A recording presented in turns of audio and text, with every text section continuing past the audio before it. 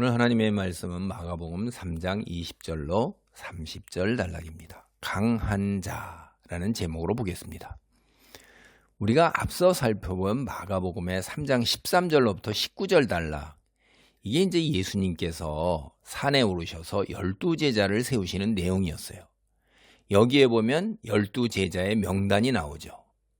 근데 이때 제자를 세우다 할 때 이 세우다라는 동사가 성경의 창세기 1장을 보면 그때 하나님께서 세상을 창조하신다 할 때 쓰는 동사예요. 그러니까 그 의미가 행하다, 만들다, 창조하다, 이런 거 영어로 얘기하면 do, make, create, 이런 뜻을 다 지녔어요, 이게.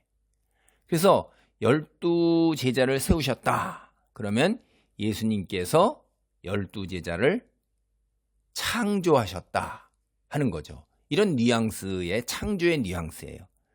이게 무슨 얘기냐 하면은 하나님께서 세상을 창조하신 것처럼 예수님께서 새 이스라엘을 새롭게 창조하시는 거예요. 새로운 12족장을 세우셔서. 그때 이때 이제 세우다라는 낱말하고 그 다음에 이제 이 산이라는 낱말, 또 열둘이라는 낱말, 이게 출애굽을 배경으로 하고 있는 낱말입니다. 모세가 여호와의 명을 따라서 시내산에 올랐죠. 그래서 모세는 여호와 하나님과 그 다음에 이스라엘의 12지파, 그 모세를 중보자로 해가지고 12지파를 세운단 말이에요. 그래서 이스라엘 민족이 이때 창조한 거예요. 이스라엘 민족이 이때 창조되죠. 그래서 이게 이제 연결이 되어 있고, 또 이제 3명의 제자들에게 새로운 이름을 부여하시잖아요. 이게 종말의 때에 새로운 족장 아래에서 새로운 이스라엘로 갱신될 거다. 이걸 이제 암시하는 거예요. 이사야서를 보면 이렇게 이름을 새롭게 부여한다 하는 거는 그 만물이 그토록 갈망하고 대망하던 만물이 다 새롭게 되는 것, 그거하고 연결되는 거예요, 이게. 그래서 종말의 시작, 하나님의 새 창조의 시작, 하나님의 새로운 이스라엘의 창조의 시작, 이런 거를 드러내는 표지가 되는 것입니다. 여러분이 성경을 읽으면서 아브라함이 아브라함이 되었고 야곱이 이스라엘이 되었어요. 이게 이름이 이렇게 새롭게 될 때 새로운 소명이 주어지는 거죠. 그래서 이런 이야기가 오늘 마가복음의 이야기의 배경이면서 연결이 되는 거예요. 여러분, 아브라함이 페트라, 바위라고 불렸어요. 근데 베드로도 예수님께서 페트로스, 바위라고 하는 거예요. 이게 연결이 되죠. 그러니까 아브라함이 민족의 조상이었는데 이제 베드로도 새 이스라엘의 조상이라는 거죠.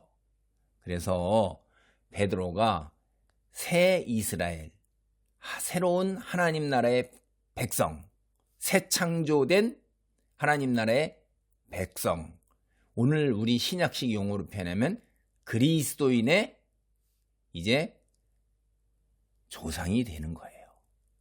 그래서 우리가 이 예수님의 12제자들은 그 엄청난 새로운 이스라엘의 12족장을 대표하는 것이요, 그런 상징이었고, 그래서 이제 이때 마가복음이 쓰여질 당대의 초대 그리스도인들은 이런 걸 다 깨닫는 거예요.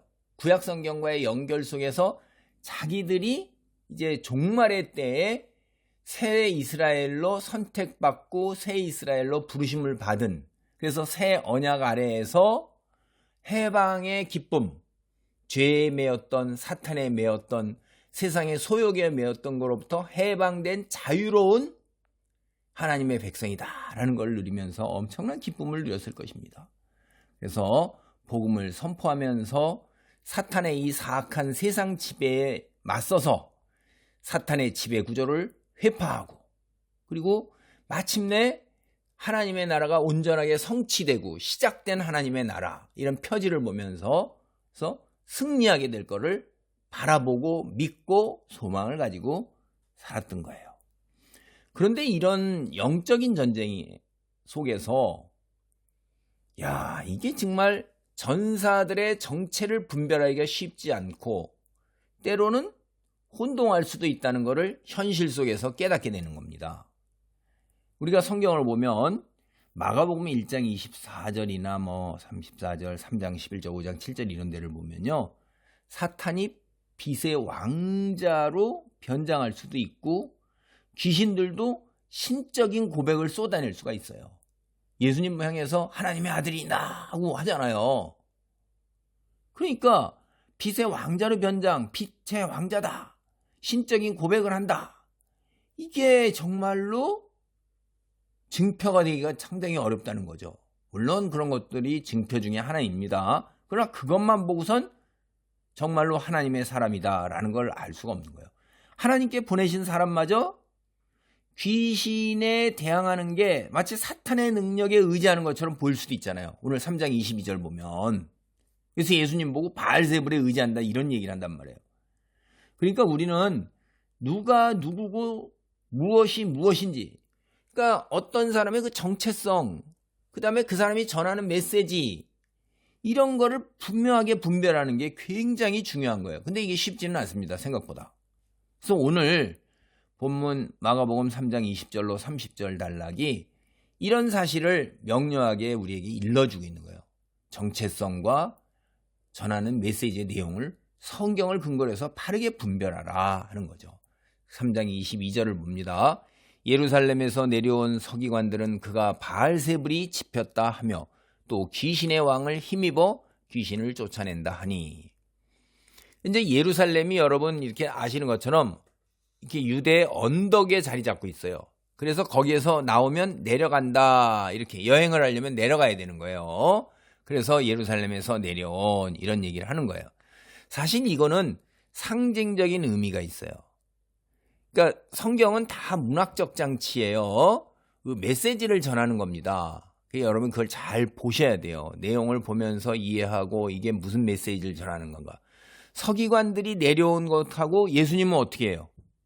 장차 산에 올라가시잖아요. 그리고 또 예루살렘에 올라가시잖아요. 이 서기관들은 자꾸 내려와서 나락으로 떨어지는 거예요. 근데 예수님은 어떻게 해요? 올라가시는 거예요. 여러분, 이스라엘이 애굽으로 내려갔다, 성경은 그렇게 표현합니다. 이스라엘이 애굽으로 내려갔다. 그런 거 우리가 성경을 보면 이사야서 같은 데 보면 나와요. 그리고 사탄하고 그를 추종하는 천사들이 어디로부터 내려와요? 이 세상으로. 하늘로부터 내려와요. 타락한단 말이에요. 타락하는 것도 또 그래요. 그래서 창세기 같은 데나 이사야나 누가복음 이런 데 보면 이런 말들이 다 나옵니다. 그래서 성경은 대부분 내려온다는 건 그렇게 긍정적이지가 않아요. 예루살렘부터 내려온 서기관들이 뭐라고 그러냐면 예수님께서 바알세불, 이게 귀신이에요. 귀신의 왕. 바알신 알죠? 그의 왕. 그러니까 귀신 왕, 우두머리 사탄, 그 힘으로 귀신을 쫓아낸다는 거예요. 그러니까 여기서 보면 예수님을 적대하는 세력들도 예수님께서 귀신을 쫓아내는 사실은 현실에서 일어나고 있으니까 부정하는 건 아니에요. 그걸 부정하면 지금 일어나고 있는 일들을 그걸 어떻게 부정을 할 수 있겠어요? 그러니까 꼬투리를 뭘로 잡냐? 그 기적을 행하는 능력은 부인하지 못하는데 그런 능력이 하나님으로부터 비롯된 게 아니라 악마로부터 왔다, 이러는 거죠, 이제. 하여간 기가 막힌 것들이에요. 우리가 근데 1장 24절 보세요. 예수님께서 하나님의 아들이다라는 귀신들의 고백을 1장 24절에 벌써 봤어요.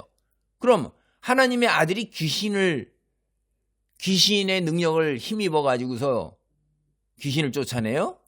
말도 안 되는 얘기죠, 이게. 논리적으로 말이 안 되는 얘기예요. 그래서 귀신들은 자신들하고, 쫓겨나가는 자신들하고 예수님이 아무 상관이 없다, 이걸 인정을 벌써 귀신들은 해놓은 겁니다, 이게. 그 다음에 마가복음에서 악마와 결탁했다, 이런 예루살렘 서기관들의 비난, 이게 이제 3장 22절이 나오잖아요. 근데 이미 앞서서 2장 1절로 3장 6절까지 이어지는 인접단락에서 서기관들하고 율법으로 논쟁을 하는데, 여기는 지금 악마와 결탁했다는 그런 영적인 능력의 논쟁을 하잖아요. 그러니까 논쟁에서 더 이제 율법 논쟁에서 이게 영적 세력이 원천이 어디냐 하는 거에 논쟁이 굉장히 더 깊고 심각한 논쟁이 되는 거예요. 이거 만약 서기관 주장이 사실이라면 예수님 죽일 수 있는 거예요, 이게. 율법에 따라서. 접신한 자잖아요, 이게. 그러면 사형이에요, 이게. 레위기 20장 27절에. 그리고 유대문헌, 미시나 이런 것도 돌로 쳐주게 한다고 그래요. 그러니까 서기관들이 이런 전통에 근거하면 말씀에 근거하고 또 전에 내려오는 전승에 근거해서 예수님을 죽이려고 그러는 거예요. 그게 23절로 26절입니다. 예수께서 그들을 불러다가 비유로 말씀하시되 사탄이 어찌 사탄을 쫓아낼 수 있느냐. 만일 나라가 스스로 분쟁하면 그 나라가 설 수 없고, 만일 집이 스스로 분쟁하면 그 집이 설 수 없고, 만일 사탄이 자기를 거슬러 일어나 분쟁하면 설 수 없고 망하느니라. 그러니까 예수님께서 이 나뉜 나라하고 집, 이걸 비유로 말씀하시죠. 나라나 집이 이렇게 나눠져서 자기네끼리 싸우면 크게 나라가 서고 집이 제대로 있겠느냐 하는 거죠. 너희가 얘기하는 그 의혹 말도 안 되는 거다 하는 거예요. 사실은 이런 두 왕이 서로 다툰다, 집주인이 다툰다, 이런 얘기는 헬레니즘 문화에서는 흔한 비유예요, 이게. 그래서 하나님 나라가 사실은 어떻게 진행되어 가는가에 대한 말씀이에요, 이게.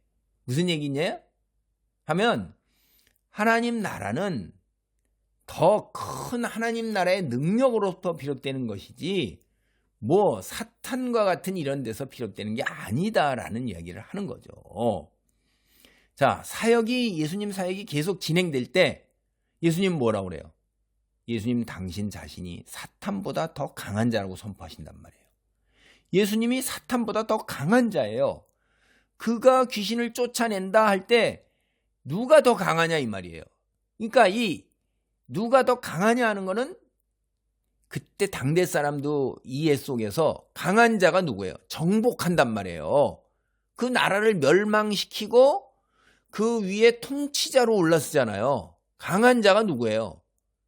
더 능력 있고 힘 있고 진짜 통치자라는 거죠. 그래서 여기서 강한 자라는 건 누가 다스리냐 하는 거예요. 그러니까 누구의 나라냐? 사탄의 나라예요, 지금 다. 그런데 예수님이 오심으로 인해서 어떻게 되는 거예요?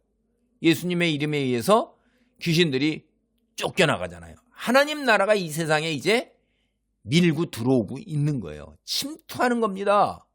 하나님 나라가 어떻게 해요? 하늘이 열려서 예수님 때 우리가 앞에 마감하면서 세례받을 때 하늘이 열렸죠. 어떻게 하셨어요? 하늘을 찢으셨다고 그래요. 하나님이 능력으로 하늘을 찢으시고 이 세상에 성령이 내려오셔서 세상에 침투해 내려오는 겁니다.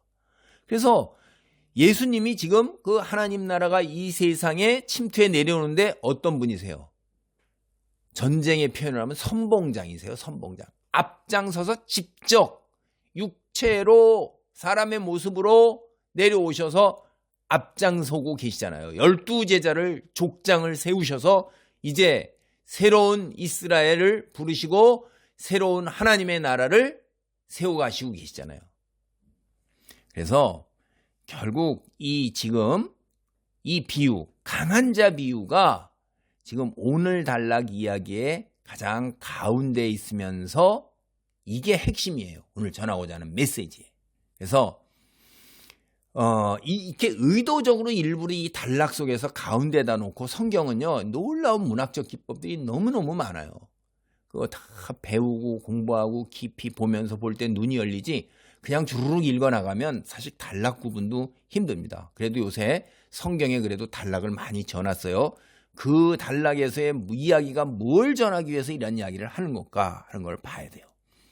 그래서 여기 보면요, 예수님의 가족이나 친족들도 서기관들, 오늘 나오는 서기관들처럼 다 예수님을 반대해요. 이게 귀신들의 대리자라고 비난하는 겁니다. 둘 다. 예수님의 가족이나 친족, 서기관들까지 한 편이에요. 예수님을 반대하는 데 있어서. 그래서 이게 뭐냐? 인류를 사로잡고 있으면서 인류가 영적인 눈을 가지고 진정으로 선한 것, 좋은 것, 이게 뭐냐 하는 거를 보지 못하게 만드는 거예요. 그런 귀신의 세력, 거기에 대항하는 예수님, 하나님, 이 굉장히 뿌리 깊은 균열이 있고 그게 지금 맞서고 적대적으로 첨예하게 맞서고 있다는 거예요.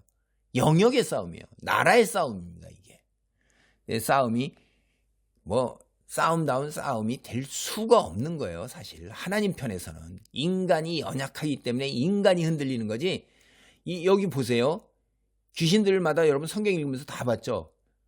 속된 말로 쪽도 못 쓰고 깨갱하면서 그냥 물러가잖아요.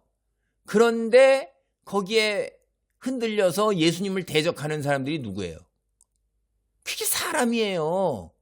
하나님이 딱 했을 때 귀신들은 그냥 이거는 속된 말로 파리 목숨도 안 되는 거예요. 그런데 인간이 그 가운데서 흔들려가지고 맨 귀신 편에 들러서가지고선 하나님을 대적하고 있는 거지. 근데 하나님께서 오래 참으시고 자비와 긍휼로 계속 참으시고 그러는 거지. 하나님이 일거에 싹 쓸어버리면 끝나는 건데 하나님이 그렇게 안 하시는 거예요.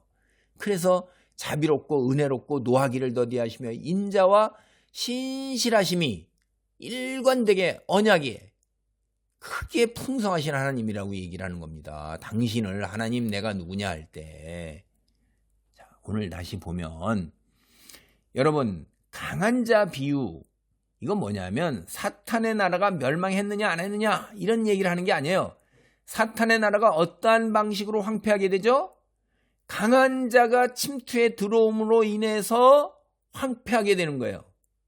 사탄의 나라가 스스로 파멸하지 않습니다. 결코. 어떻게 돼요? 예수님 같이 강한 자가 이 땅에 외부 세력이 하늘에서 이 땅에 이 세상에 침투에 들어옴으로 인해서 역사하는 하나님의 능력에 의해서 쫓겨나가고 있는 거예요. 소멸되고 있는 거예요. 3장 27절입니다. 그 얘기예요. 사람이 먼저 강한 자를 결박하지 않고는 그 강한 자의 집에 들어가 세간을 강탈하지 못하리니 결박한 후에야 그 집을 강탈하리라. 여기 집은 뭐죠 지금? 세상을 하는 거예요. 비유입니다. 이것도 다 엄청나게 도발적인 방식이에요. 이 강한 자 비유를 할 때 마치 이 범법자 행동처럼 그렇게 비유를 하는 거예요. 충격을 콱 주면서 딱 하는 거예요. 여러분 도둑이 강한 자의 집을 왕의 궁전을 털려고 그러면 왕보다 더 강한 군대와 능력을 지녀야지 왕궁을 문을 부시고 벽을 부시고 들어가서 왕을 결박하고 거기에 있는 금은보화를 다 가져갈 수 있잖아요. 그런 이야기잖아요. 이게 지금 누가 더 강해요? 왕이 강합니까? 그 왕을 결박하는 침입자가 더 강한 거예요. 예수님이 더 강하시다는 거예요. 왕궁을 침범해서 왕을 단단하게 결박한 후에 그 소유물을 강탈하다. 이런 얘기예요. 근데 여기 사탄, 왕이 이제 사탄인데 사탄의 소유물이 누구예요? 여기 인간이잖아요. 우리. 사탄이 우리를 장악했잖아요. 우리가 사탄에 매여서 사탄의 종이 돼갖고 사탄의 그 충동질에 놀아나서 소욕, 육체의 소욕을 따라서 짐승처럼 되고 우리끼리 싸우고 갈등하고 온 피조물이 다 멸망, 자연재해, 재앙, 질병. 그냥 여기가 우리가 볼 게 이게 보시기에 좋은 나라입니까? 그래갖고 믿지 않는 자들은 하나님이 계시다면 어쩌 이렇게 질병과 악과 세상에 어떻게 저게 인간이 저럴 수 있냐, 짐승도 저러지 않냐, 이런 일이 일어날 수 있냐, 악이 존재할 수 있냐, 있다 이 소리 하잖아요. 그게 하나님이 허락하신 거예요? 하나님 성경을 잘 모르고 뭐 관심도 없으니까 그저 그런 거 다. 그리고 어떤 데 보면 또 이런 얘기하는 사람도 있어요. 왜 우리한테 선악과를 놓고 자유의지를 주셔서 그거 애당초 다 그렇게 될 거 알면서 왜 그걸 그렇게 하시냐? 그럼 자유지치지 않고 선택을 하지 아니하도록 꼭두각시 만들어 놓으면 아유 참 답답한 소리 하고 있는 거예요. 하나님은 그런 기계적인 걸 원하시는 게 아니고요. 인격체로 만드셔서 사랑으로 우리를 창조하셔서 사랑 가운데 자유롭게 자발적으로 하나님과 교제하면서 풍성함과 은혜를 누리시기를 바라는 겁니다. 동등하게 자녀라고 삼는 거예요. 제발 좀 정신 좀 차리세요. 그래서 그런 사람들을 말도 안 되는 소리 어거지 부리는 사람들하고는 뭐 이야기가 안 되죠. 사실 떼 쓰는 사람들은 뭔 얘기를 하겠어요. 아담 이래로 인간들은 사탄의 소유가 돼서 사탄의 다스림을 받고 사탄의 종이 된 거예요. 그래서 이제 여기 오늘 어떻게 돼요? 예수님의 축기 사역은 사탄의 다스림, 통치에 즉 사탄의 나라가 끝난다는 거예요. 그리고 어떻게 되는 거예요? 하나님의 다스림, 하나님의 통치, 즉 하나님의 나라가 도래하고 있다는 것을 드러내는 표지입니다. 이게. 응?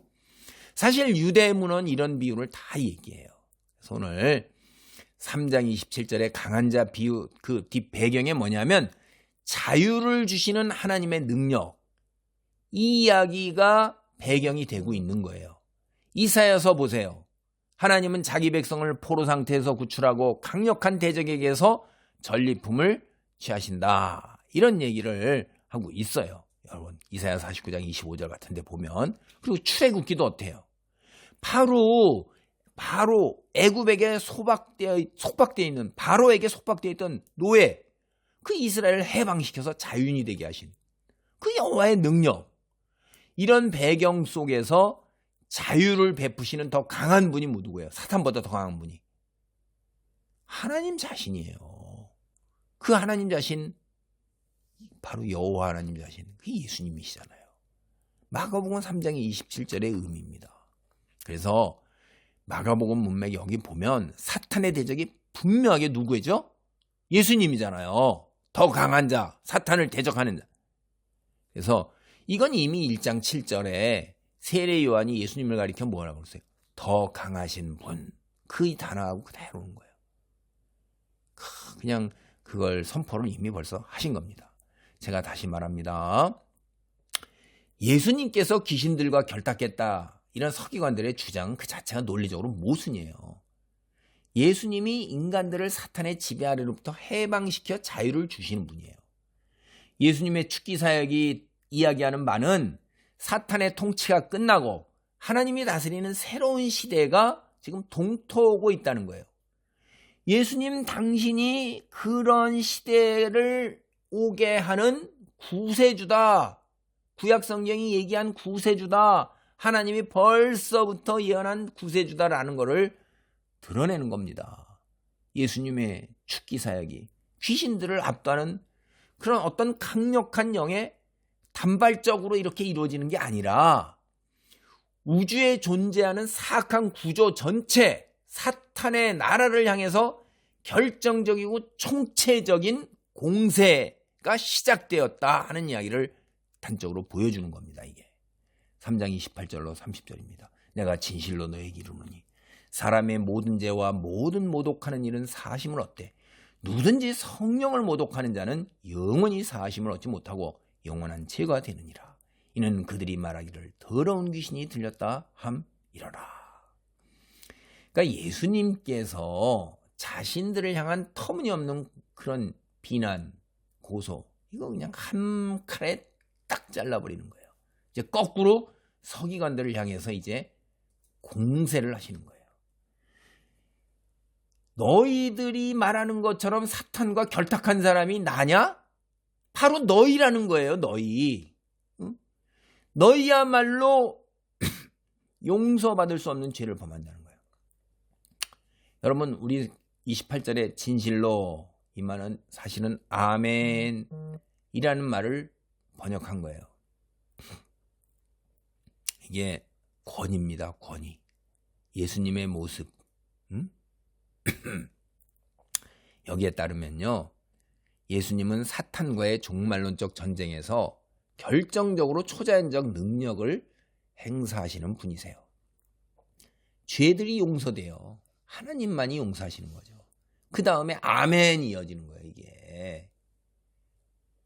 더 강한 자가 강한 자 사탄에게 승리한 결과로 이런 일들이 일어나는 것입니다. 여러분, 죄가 용서받을다.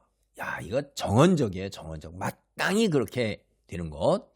모든 죄와 모든 모독하는 일은 사심을 얻는다. 이게 너무 감사한 거죠. 그래서 우리 죄가 사심을 얻는 거예요. 그런데 한계가 있어요. 성령을 모독하는 자는 영원히 사심을 얻지 못한다는 거예요. 그러니까 여호와 하나님께서 모든 범죄를 위한 속죄의 수단을 정하셨는데 하나님과 그분의 언약을 거부하는 태도, 그거는 예외로 딱 한계를 설정했다는 거예요. 유대교 문헌들도 마찬가지예요. 그래서 특히 이런 걸 뭐 하냐면 사람들이 하나님 계셔? 내 주먹을 믿지. 이따위 얘기예요. 하나님의 이름을 모독하는 거, 그게 바로 이런 태도예요. 응? 그러니까 다시 말씀드립니다. 예수님이 말씀하신 성령 모독죄가 하나님과 그분의 언약을 거부하는 그 태도, 그거는 영원히 사심을 못 난 거예요. 너는 거부했으니까 심은 대로 거둬라. 하나님이 없는 곳으로, 하나님과 교제가 없는 곳으로, 하나님의 모습을 볼 수 없는 곳으로, 이게 사심을 못 받는 거죠. 무조건 되고 뭐 만인구원, 모든 인류는 다 구원받는다라고 얘기하는 사람도 있는데, 그러면 이 하나님 예수님의 보혈 아래에서 새 언약을 맺은 사람들하고 뭔 차이가 있어요? 그런 하나님은 아니세요. 여기에 심은 대로, 그건 세상의 자연 법칙이고 하나님이 세우신 거예요. 오늘 마가복음 문맥을 고려하면 성령 모독죄가요, 예수님에 대해서 총체적이고 악의적으로 반대하는 거예요. 예. 서기관들 같은 거예요. 예수님께서 생명을 부여하는 능력을 가졌다. 이거 일체의 증거가 다 그거 사탄으로부터 비롯된 거다. 근데 이런 죄를 범한 자들이 서기관들인데 그 서기관들은 자신들이 성령 모독죄 범했다고 자각하지도 못해요. 염려하지를 않아요. 기가 막힌 거죠. 되게 역설적이고 아이러니한 거예요. 예수님께서 행하신 축기와 질병의 치유, 자연을 다스리는 능력, 이게 진정한 원천이 어디예요? 사탄이 아닙니다. 하나님의 새 시대의 능력이라는 거예요, 여러분. 근데 예수님의 사역을 사탄의 행위로 왜곡한다? 이게 바로 자기 자신이 사탄의 세력과 온전하게 매여 있는 자들이잖아요. 바리새인들이 오히려 사탄에게 매여 있는 자들이란 말이에요. 이게 기가 막힌 거예요. 자기들이 하나님 말씀을 맡아 있고 하나님의 사람이라고 생각하는데 오히려 사탄에게 매인 자고 하나님을 대적하는 자들이에요. 이거 전적으로 구원받을 가능성이 전혀 남아있지 않아요, 이 사람들. 오늘 말씀을 정리합니다. 당대 종교 권력의 최고 중심지였던 예루살렘입니다. 거기서 서기관들이 내려왔어요. 그리고 예수님의 축기 사역을 사탄과 결탁해서 행한 걸로 비난해요. 제가 다시 말씀드리지만 정말로 기가 막힌 일이, 하나님의 거룩한 종이다, 자기가 하나님 말씀을 맡은 전문적인 사람들이다라는 사람이 하나님의 아들 예수를 사탄 편으로 간주하고 비난해요. 근데 실제로 자신들이 그러한 인간이잖아요. 이게 기가 막힌 사실이에요. 예수님 당대에 왜 이런 종교 지도자들하고 그들을 추종하던 거의 대다수의 백성들은 예수님의 말씀도 보고 듣고 예수님을 눈으로 보고 능력도 실제로 봤어요. 그런데도 깨닫지 못할까요? 자신들은 여호와께서 보내신다고 예언했던 메시아를, 그 메시아를 그렇게 간절하게 기다리고 살았습니다. 사실 어마어마하게 기다리고 살았어요. 인생의 낙이 거기라는 거예요. 그런데 어째 깨닫지 못했을까요? 그리고 12제자, 이제 새로운 민족의 시작입니다. 소수의 사람들, 메시아로 예수님을 믿었어요. 저는 이게 엄청나게 충격이에요. 오늘 기독교 우리 현실을 보면서 저는 이 예수님 당대와 조금도 다를 바가 없다고 생각해요. 우리 어떤 경우에는 1000만이라고 합니다. 1000만. 얼줄여서 800만이라고 해요. 정말 정말로 이 중에 얼마나 예수님을 따를까? 제가 아주 수십 년도 더 됐어요, 이런 얘기들은. 예수님이 오늘날 이 땅에 오신다면 유대 민족, 유대 백성들이 했던 것처럼 똑같이 세상이 아니라 교회에서 예수님을 십자가에 매달 겁니다. 이런 얘기를 사역자들이 하는 얘기를 제가 자주 들었어요. 저도 공부를 하고 더 세월이 흘러갈수록 그럴 거라고 생각이 듭니다. 다 세상의 풍요와 세상의 형통과 그런 거에만 다 눈이 다 뒤집혀 있어요. 죄송해요. 너무 강하게 얘기해서. 정말로 이 지나가는 세상 속에서 하나님이 우리를 하나님의 백성으로 부르셨 그 놀라운 은혜와 감격은 사라지고 지금 당장의 편안함, 물질적 풍요 속에서 편안함과 형통함과 나의 삶 속에 다 매몰되어 있는 거예요. 하나님 백성으로서 모든 것에 자유하는 왕 같은 삶, 그 다음에 거룩함으로 온 세상의 빛으로 살아가는 하나님의 살아계신과 영광과 생명의 씨앗을 뿌리는 그런 삶이 우선이 아니에요. 나의 삶이 우선이에요. 종말의 시대를 맞이하는 오늘날 모든 사람들에게 요구되는 게 사실은 하나님의 사람이라 불린단 말이에요. 주변에 많은 사역자들이 다 그들이 전하는 메시지하고 그들의 정체성이 오늘 여기 보면 과연 그러한가? 하나님이 전하는 메시지인가? 정말로 하나님의 사람인가? 그걸 분별할 수 있는 능력을 지녀야 된다는 거예요. 예수님께서 세상에 오심으로 말미암아 시작된 종말입니다. 하나님의 나라가 시작됐어요. 성령의 도우심으로 성경의 계시, 메시지 이걸 바르게 깨닫는 은혜가 있기를 바랍니다. 아멘. 할렐루야. 하나님 감사합니다. 오늘 성경이 전하는 이야기가 예수님의 이적과 표적과 능력, 하나님의 아들이라는 사실, 아주 기초적인 사실을 배경으로 해서 전하고자 하는 메시지는 더 깊고 심오한 것, 하나님 나라의 시작, 이제 하나님 사탄의 통치에 막이 내리고 있다는, 하나님 나라가 동토오면서 우리가 하나님 나라의 백성으로서 하나님께서 우리에게 부여하신 왕 같은 제사장의 거룩한 소명을 온전하게 이루어내는 일임을 깨닫습니다. 주여, 능력을 허락하시고 보혜사 성령의 도우심으로 내 삶의 자리가 하나님의 백성으로 살아가는 놀라운 삶의 여정이 되기를 간절히 소망합니다. 주님 홀로 영광 받으소서. 예수님의 이름으로 기도하옵나이다. 아멘.